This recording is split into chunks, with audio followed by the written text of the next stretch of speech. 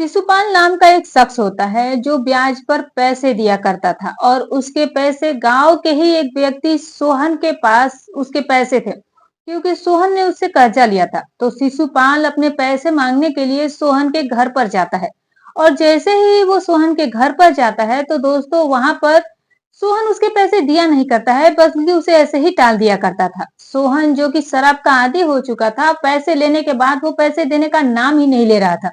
एक दिन की बात है कि शिशुपाल अपने पैसे मांगने के लिए फिर से सोहन के घर पर जाता है और वहां पर जाकर जब देखता है तो सोहन की पत्नी जो है वो दरवाजा खोलती है और उसकी पत्नी देखती है कि कर्जा मांगने के लिए शिशुपाल फिर से आया हुआ है। तो उसकी पत्नी जो होती है, जिसका नाम चंचल होता है, वो शिशुपाल का हाथ पकड़कर अंदर की तरफ ले जाती है और फिर उसके बाद वो उसके सामने अपने सारे कपड़े निकालने लगती है। दोस्तों, शिशुपाल समझ जाता है कि मामला कुछ गड़बड़ है। इतने में ही जो चंचल होती है वो बोलती है कि शिशुपाल जी, अपना सारा कर्जा उतार लीजिए, वो भी सूद समेत। कपड़े उतारने के बाद, नग्न होने के बाद वो ये बातें कह रही थी। दोस्तों, उसके बाद इस घटना के अंदर जो कुछ भी होता है बड़ा ही रोचक है और बड़ा ही यहाँ से हमें ज्ञानवर्धक जानकारी मिलती है कि जीवन के अंदर हमें कैसी गलतियां नहीं करनी चाहिए। तो वीडियो को अंत तक जरूर देखिएगा और वीडियो के लास्ट में मैं उन दोस्तों के नाम लेना चाहूंगी जो दोस्त हमारे वीडियोस पर कमेंट करते हैं। तो स्वागत है आप सभी का हमारे यूट्यूब चैनल में। और तो दोस्तों, वीडियो को एक लाइक जरूर दे दीजिएगा। दोस्तों, ये घटना है उत्तर प्रदेश का आगरे का, जो सिकंदराबाद पड़ता है और सिकंदराबाद के अंदर में ही एक गांव आता है।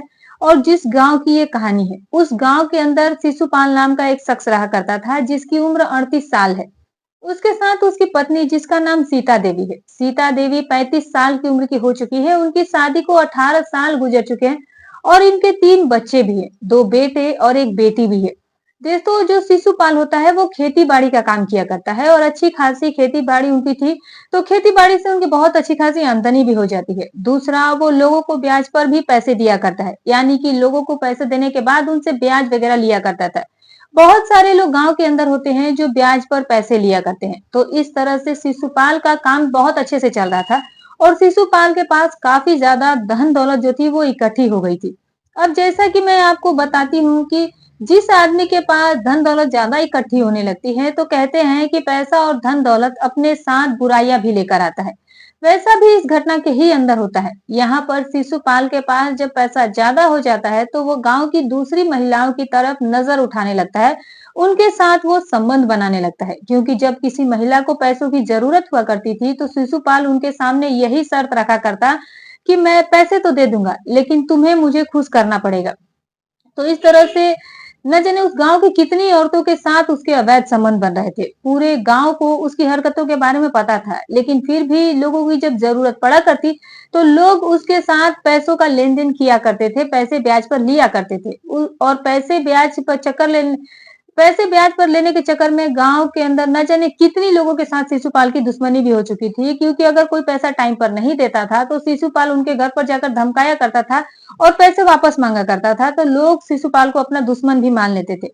इसी तरह से उसका जीवन कट रहा था दोस्तों। अब जैसे ही ये लड़कियों के चक्कर में ज्यादा पड़ जाता है, स्त्रियों के चक्कर में ज्यादा पड़ जाता है, तो इसकी बात जैसे पूरे गांव में फैल जाती है कि शिशुपाल बहुत ज्यादा अय्याश टाइप का आदमी बनता जा रहा था।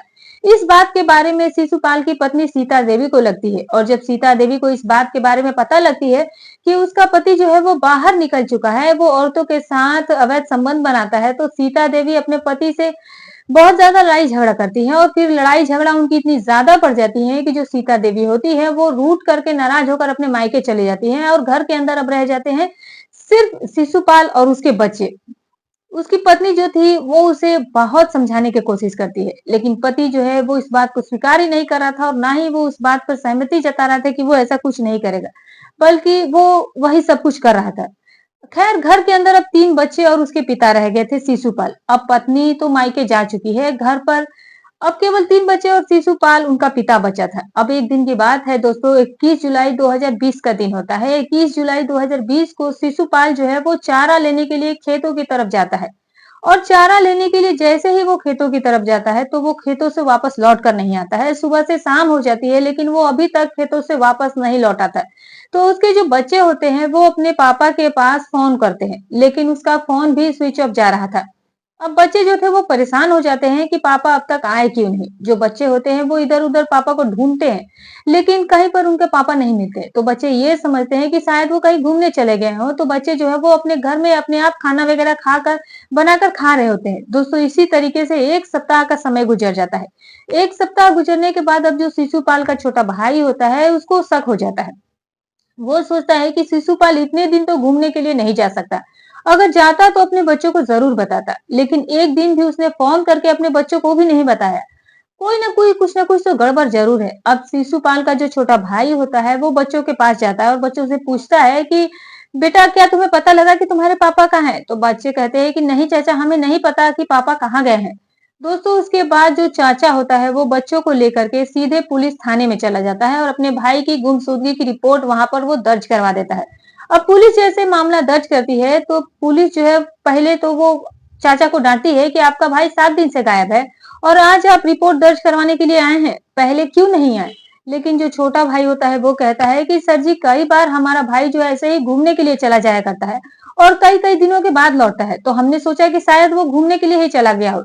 लेकिन दोस्तों अब यहाँ पर पुलिस के सामने ये केस तो आ ही चुका था। पुलिस इस केस की जांच पड़ताल तो करने ही लगती है और पुलिस जो है वो गांव में जाकर के शिशुपाल के बारे में पूछताछ करती है।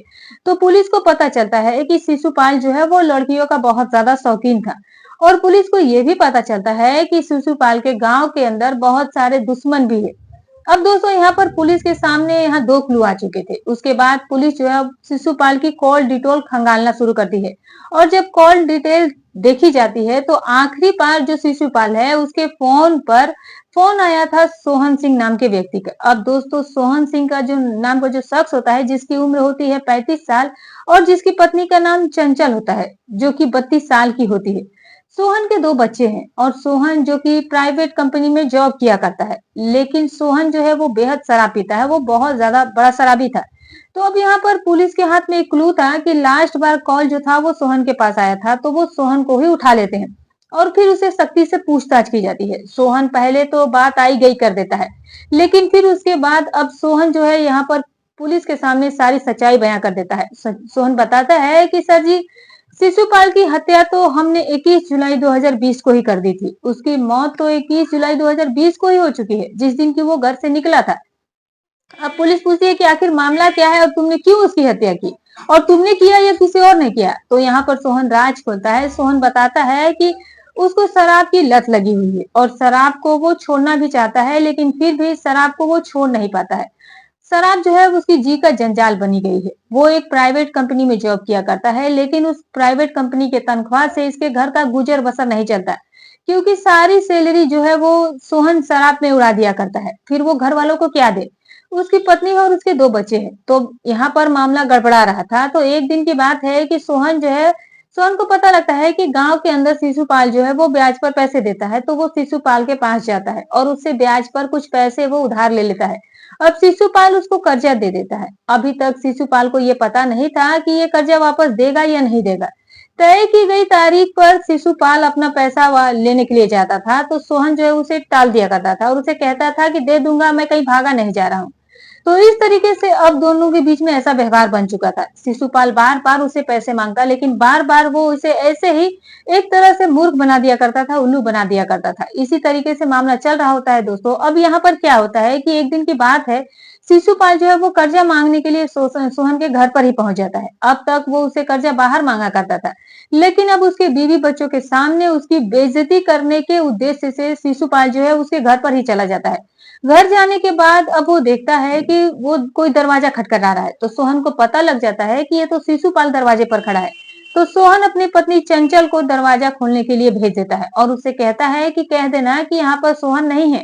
अब जो चंचल होती है वो दरवाजा खोलती है। शिशुपाल कहता है कि सोहन कहाँ है, मुझे उसे अपना कर्जा लेना है। लेकिन सोहन की पत्नी चंचल कहती है कि वो तो यहाँ पर है ही नहीं, वो तो कहीं बाहर गए हुए हैं। इस बात को सुनने के बाद शिशुपाल और भी ज्यादा गुस्से में आ जाता है और कहता है कि तुम्हारे पति ने मुझसे बहुत सारा कर्जा लिया हुआ है और उसे वापस देने का वो नाम नहीं ले रहा है। उससे कह देना है कि या तो वो कर्जा दे दे या फिर मैं उसके लिए बहुत बुरा साबित होऊंगा। ये बात कहने के बाद शिशुपाल वहां से चला जाता है, लेकिन ये बात अब पत्नी को पता लग चुकी थी कि उसका पति जो है वो कर्जा लेता हुआ घूम रहा है। शराब तो वो पहले से ही पीता है, घर का खर्चा भी नहीं चलाता है ऊपर से वो कर्जे लेकर भी घूम रहा है। अब जो चंचल होती है वो अपने पति सोहन से खूब लड़ाई झगड़ा करती है।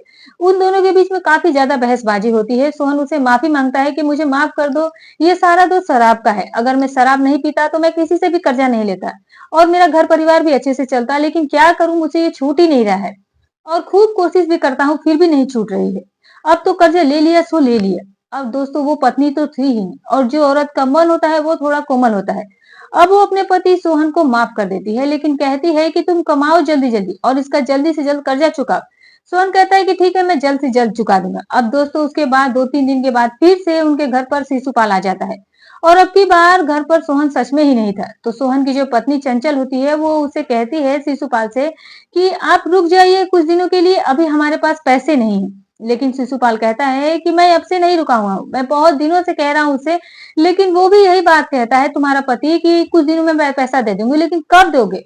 अब दोस्तों यहाँ पर फिर से वो डांट करके वहां से वापस चला जाता है। अब ये बात जो सोहन की पत्नी होती है चंचल, उसे बहुत ज्यादा बुरी लग जाती है और रात को उसे इसी कारण नींद नहीं आती है कि ये कैसा जिंदगी है जहाँ पर दरवाजे पर कर्जदार खड़े रहते हैं और समाज में और पड़ोस में हमारी बेइज्जती होती रहती है। अब सोहन की जो पत्नी होती है चंचल, पता नहीं उसके मन में क्या ख्याल चल रहे थे। 5-6 दिन और गुजरते हैं और 5-6 दिन और गुजरने के बाद शिशुपाल फिर से अपना कर्जा लेने के लिए आ जाता है और इत्तेफाक से आज भी सोहन घर पर नहीं था। तो जो शिशुपाल होता है वो बाहर से चिल्लाने लगता है कि मेरा कर्जा मैं लेकर ही रहूंगा, ये वो सब कुछ बोलने लगता है। तो उसके अगले ही क्षण जो सोहन की पत्नी चंचल होती है वो दरवाजा खोलती है और चुपके से शिशुपाल का हाथ पकड़कर उसको अंदर की तरफ लेकर चली जाती है। शिशुपाल ये नजारा देख रहा था।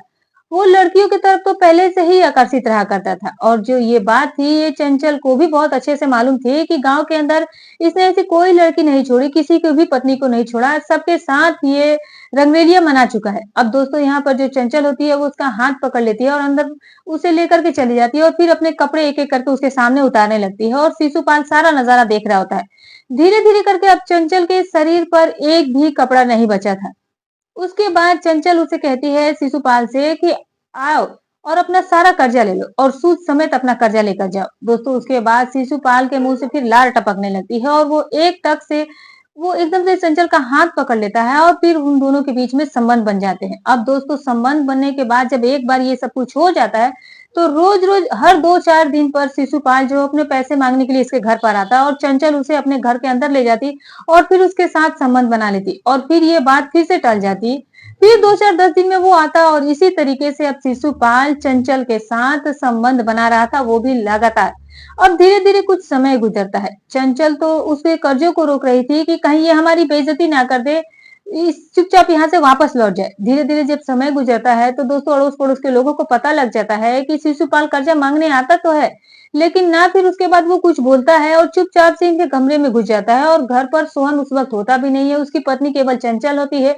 तो गांव वाले तो पहले ही आइडिया लगा लेते हैं दोस्तों, अड़ोसी पड़ोसी तो इन सब चीजों में माहिर होते हैं। उसके बाद अड़ोसी पड़ोसी को पता लग गया था कि अब इन दोनों के बीच में अवैध संबंध चालू हो गए। चंचल अपना कर्जा उतारने के लिए शिशुपाल को अपने बेडरूम में बुलाती है और उसके साथ संबंध बनाती है।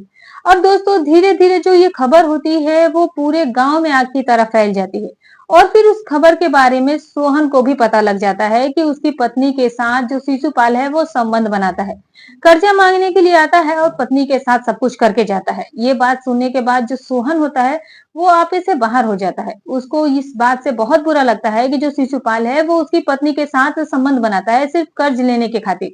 अब तो दोस्तों यहाँ पर जो सोहन होता है वो बदला लेना चाहता है और बदला लेने की वो पूरी प्लानिंग कर लेता है। अभी तक वो शिशुपाल के पास कुछ भी बात कहने के लिए नहीं गया था कि तुम मेरे पत्नी के साथ ऐसा क्यों कर रहा है, कुछ भी वो उससे शिकायत करने नहीं गया था।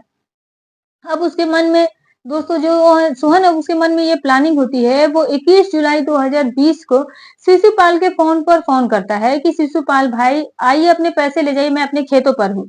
और इन दोनों के खेत जो थे इत्तेफाक से एक ही जगह पर थे। अब शिशुपाल कहता है कि ठीक है मैं पैसे लेने के लिए आ रहा हूँ और मुझे चारा भी लेकर आना है। तो दराती लेकर और पल्ली लेकर जो चारा रखने वाली जो पल्ली होती है वो लेकर के शिशुपाल जो है वो खेतों की तरफ निकल जाता है। बच्चों से कहता है कि मैं चारा लेने के लिए जा रहा हूँ। दोस्तों जैसे ही वो खेतों में पहुंचता है तो वहां पर सोहन पहले से ही बैठा हुआ था, उसके हाथ में बोतल थी और वो वहां पर पार्टी की पूरी तैयारी करके बैठा हुआ था। अब जैसे ही शिशुपाल वहां पर पहुंचता है जाकर के कहता है कि ला भाई पैसे दे, लेकिन अगले ही पल जो सोहन होता है वो कहता है कि अरे भाई पैसे तो दे ही दूंगा, पहले बैठ तो जाओ। तुम तो हमेशा ही मुझसे नाराज रहते हो, चलो थोड़ा बहुत पहले पार्टी करते हो, उसके बाद मैं तुम्हें पैसे दे दूंगा। अब जो शिशुपाल होता है यहाँ पर सोहन की चाल को वो समझ नहीं पाता है। वो सोचता है कि चलो पार्टी वगैरह तो कर ही लेते हैं। उसके बाद इन दोनों की पार्टी शुरू हो जाती है। लेकिन दोस्तों जो शिशुपाल होता है वो तो बेमन मतलब उसके मन में कोई था नहीं, वो बिल्कुल ही खुशी से उस सोहन के साथ पार्टी कर रहा था, लेकिन सोहन ने प्लानिंग कर रखी थी। वो जहर वाली दारू जो है वो उस शिशुपाल को पिलाते रहता है। थोड़ी देर के बाद जब वो जहर शिशुपाल के अंदर फैलता है, तो शिशुपाल जो है वो तड़पना शुरू कर देता है और शिशुपाल को समझ में आ गया था कि इसने मेरे साथ कुछ गलत कर दिया है। लेकिन दोस्तों अब वहां पर करता भी तो क्या करता है, फोन निकालता है, लेकिन उस फोन को भी तुरंत जो सोहन होता है वो पकड़कर उसे फोन लेकर तोड़ देता है। अब वो यहाँ पर तड़प तड़प कर शिशुपाल की मौत हो जाती है और जैसे ही शिशुपाल की मौत हो जाती है तो शाम का समय था, अंधेरा भी हो चुका था। वहीं खेतों के पास में बहते हुए नाले में उसकी लाश को वो घसीट करके ले जाकर डाल देता है और फिर अपने घर आ जाता है। दोस्तों इस तरीके से यहाँ पर सोहन ने पूरे हत्याकांड का राज पुलिस के सामने खोल दिया था। तो इस तरह से ये हत्या होती है दोस्तों। इस तरह से यहाँ पर जो शिशुपाल होता है उसकी मौत हो जाती है। कहते हैं कि पैसे के अंदर बहुत सारे ऐब होते हैं। वैसे भी जो इंसान पैसे ब्याज पर देता है उसके दुश्मन तो वैसे भी बहुत ज्यादा हो जाते हैं, क्योंकि वो किसी से अगर पैसे मांगेगा और उस इंसान के पास पैसे है नहीं तो जाहिर सी बात है वो उसे बुरा भला कहेगा, तो इसका मतलब सीधा सीधा वो उसका दुश्मन बन जाता है। तो पैसे ब्याज पर ज्यादा ना दे। ब्याज का पैसा वैसे भी ज्यादा काम नहीं आता, तो अपने पैसे को व्यापार में लगाए या फिर अपने पैसों को चुपचाप अपने पास रखे, ज्यादा ब्याज के चक्कर में ना पड़े। दूसरी बात, जब पैसा आता है तो लोगों के शौक भी बढ़ जाते हैं। कोई लड़कीबाजी करने लगता है, कोई शराब ज्यादा पीने लगता है। तो इन सब चीजों से दूर रहें, क्योंकि ये भी इंसान को गर्त की तरफ ले जाती है और इंसान को कहीं का नहीं छोड़ती है।